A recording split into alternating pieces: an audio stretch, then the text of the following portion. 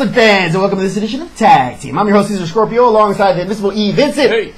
No Surrender just passed, and we have the first Impact Wrestling show to go over. Good show here with a good, I won't say great main event, but it was a good build-up here to this show. Let's go ahead and get started.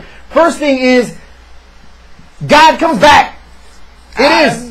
And I'm back. Ric Flair making his reappearance here in the ring, complete with theme music, robe, the whole nine. He comes out and starts calling out, "Come out, boy! Come out!" Talking about none other than Sting. Come out, and Sting obeys. Yeah, Sting comes out. He's got a whole lot of things to say. They both go back and forth. Ric Flair tells him about how he's in the ring with God, and then Sting, You must be the icon! And then he's gonna take out Sting. And Sting responds by telling you, "You're gonna die. I'm gonna kill you. I'm gonna kill you tonight in the ring tonight. You're gonna die, Ric Flair." Anyway, after a week later, when security finally gets the word that this is happening and decides to come to the ring, what these guys are like pushing each other and trying to. Okay, come on. Yeah, Ric Flair, I'm gonna kill you. I'm gonna kill you. Oh, here they come. Oh. You're gonna hold me back. It's a good thing you're holding me back. Yeah. Anyway. I was just getting ready to kick Sting's ass. Lucky boy, you're lucky boy. Just as Flair is rolling out of the ring here and pointing. Here's Sting.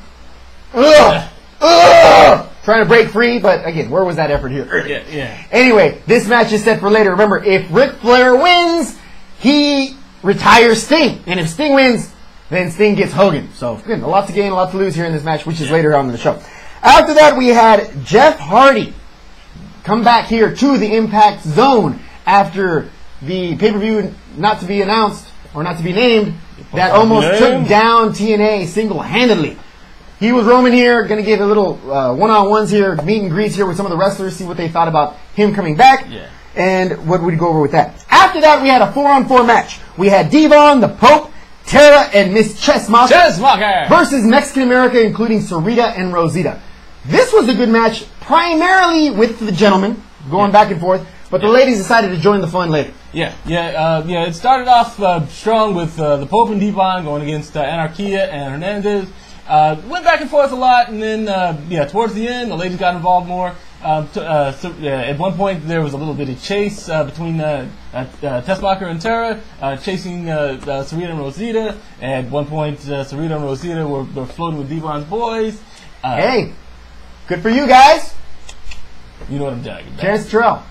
Nice. Very nice. The match wound up ending with Sarita and Rosita actually getting not tapped out, but slammed by Tessmacher and Tara. Mm-hmm. Actually, that's the way that match ends. The knockout champions prevail. And is this maybe a group getting built up here? Is it a possibility? Why not? Why not? They could use it. Pope and Devon still seem to be working together pretty nice. Yeah, and that's the thing, because the match between Mexican America and Pope and Devon was actually sort of 4-on-2. Yeah.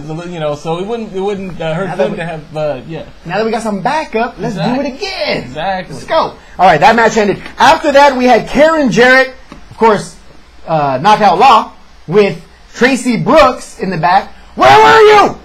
I called you 3 minutes ago. Now it's 7 minutes. Where have you been? Where's my coffee? Anyway, I want all the knockouts here in 5 minutes. Go. She goes and delivers, and all the knockouts are out here, including the missing link, Madison Rayne. Yeah. She's back. She's back from hiding or wherever she was. She came in. Karen started to give her a spiel. Madison Rayne was making sure to get all the brown nosing in. Oh. You're so good. I'm so happy. I'm so happy you're Knockout Law. Here, you're the queen. You have the queen. Yeah, great. I appreciate it. Ooh, you like that, huh? Anyway, she starts setting matches. Mickie James, you are not going to get a rematch. What? With Little Puppy in hand? Rip off. No, you're not going to get a title match. We're going to have a little tournament here, and we're going to decide who is the #1 contender for Bound for Glory. First one that's going to compete is going to be Velvet Sky versus Angelina Love. Then we're going to have Tara versus Madison Rayne. And then Mickie James and Miss Chessmacher. First one to match is going to be tonight. Is going to be Velvet Sky versus Angelina Love. Yep. Pretty good match here. We would, again, be treated to that later on in the show. Yes. After that, we had Fortune showing in the back celebrating Robert Roode's victory at No Surrender. going through 11 guys ain't no joke. Yeah. But he did it. So they're all giving their 2 cents here in the ring, explaining how they're appreciative of having him in Fortune and why he deserves to be where he is now. Yeah, why he did a pretty great job in the BFG series. As they got down towards the end, his partner James Storm. That was good. That was good. Giving his props to him, and he said he wishes that it was him, but if it wasn't, that he was glad that Bobby Roode was going to take it, and that he was going to quit trying to make him cry. I mean, after all those years, you missing your kids' practices and your kids' games and lacrosse and whatever. I mean, lacrosse, really? They play lacrosse? I think he's in hockey. I don't know, but whatever. Yeah, but they play lacrosse in those South. Whatever. So I mean, he's Canadian, so I guess Yeah. Who knows? Anyway, who can't stay away? We got Kurt Angle. Kurt Angle makes his way here to the ring and says, "Good job, you won. You won." But I got a little swag that rubbed off here from Bischoff and Hogan, and I'm going to make some matches. What? How does the champion get to make the matches for the other guy? I don't know how that works, but okay. Anyway, I guess that's one of the benefits of being with Immortal. So he sets up these matches. Everybody from Fortune is going to have to compete with Robert Roode leading up to Bound for Glory. And if you want to lay down for Robert Roode, you can. If you do, you will be at the bottom of the food chain, bottom of the barrel, after I defeat him in trying to get a title shot. If you do defeat Bobby Roode here before I match him up here at Bound for Glory, then you will be at the top of the food chain after I defeat him. All right? You'll be my first title defense or whatever he's promising all these guys. Right. First match here set up is Kazarian versus Bobby Roode. Set up to be good. That was on later on. After that, we had the Angelina Love versus Velvet Sky match. Again, Angelina Love coming out with the Beautiful People music and the clothes actually stating on the rear, "Let the pigeons loose." Yeah. And she does, as she's doing that, Angelina Love gives her a nice bump. Side swipe. What happens with that, E? Yeah. This match went back and forth. Good knockouts match. Towards the end, it rolled up where Winter tried to interfere. She had the title belt. She tried to go ahead and hit Velvet Sky with it. Missed and hit Angelina Love.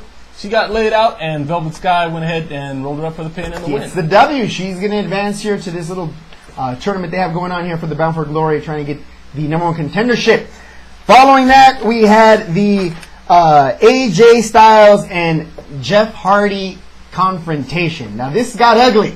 I mean, it was one thing saying that, I still don't like you. You shouldn't, be here. You don't deserve it. But he laid it on thick here. He mentioned that he built up this company for 9 years and how in one night he almost took it all away. He tried to take food away from his children's mouths. He said, there will be no time that you will ever be good to be standing next to me. Yeah. Wow. Yeah, AJ pretty much dropped the bomb on it, and, Jeff Hardy can't really do much besides, take it. He's responsible for his actions, so he's going to have to do this perp walk for at least a little while. One by one, taking his beatings from all these guys. I mean, honestly, I understand where AJ Styles is coming from. Definitely. This was the most, up to that point, this was the most anticipated pay-per-view that TNA had coming. It was the return of Sting versus, Jeff Hardy. Championship. Huge. And good card. It was going to climax with that. And everything was rolling pretty much up to that point. We all saw it. TNA fans, we were there. We saw how this almost single-handedly took apart TNA. It was a perfect opportunity for WWE to strike. But WWE, being as lame as they are sometimes, didn't take advantage. Yeah. So whatever. The only thing they did was mention that you don't have a count out on a pay-per-view, which it wasn't even talking about that match. So whatever. Anyway, after that, Jeff Hardy leaves, and we set up here an update here with Crimson. Crimson announces that after his beating he took from Samoa Joe, that he is going to be out for another 2 weeks. So 2 weeks until we see him in action again. Speaking of the devil, Samoa Joe has a match here with Matt Morgan. This match was pretty good. It was an actual, looked to be a submission match here. Yeah. But these guys were going back and forth. Samoa Joe did do some good things here. Knee drop, eye rake, heel hook later, and what happens with that? Yeah, Samoa Joe got the win with the submission. Matt Morgan actually did try to put on a triangle choke at one point, which I was like, that looked awkward. yeah, this must be something that he learned from one of the other guys or something, because I've never seen Matt Morgan do a submission to my What an idiot for signing up for this match. You sign up a submission match with Samoa Joe? Who's the submission specialist? Come on. The Machine. The submission machine. He's the guy. Samoan submission machine. And you go ahead and say a submission match. Okay, that sounds like a great idea. Yeah. Where do I sign up? We want to fight Spider Silva next? Yeah, that's a bad idea. After that, we have the Angle trying to break up Fortune. He's going into Kazarian's locker room saying, games, I'm getting in your head. Hey, dude, I know you're getting ready for this match, but how would you like to be number one contender? You want to be the number one contender, don't you? Yeah. Get out of my room, I'm trying to change. Don't you? Yeah. You always hated him secretly. I got a feeling we won't see the end of that here from Kurt Angle. It's going to continue. After that, Jeff Hardy decides to visit Devon, and Devon has some words for him as well. But Devon is a little different.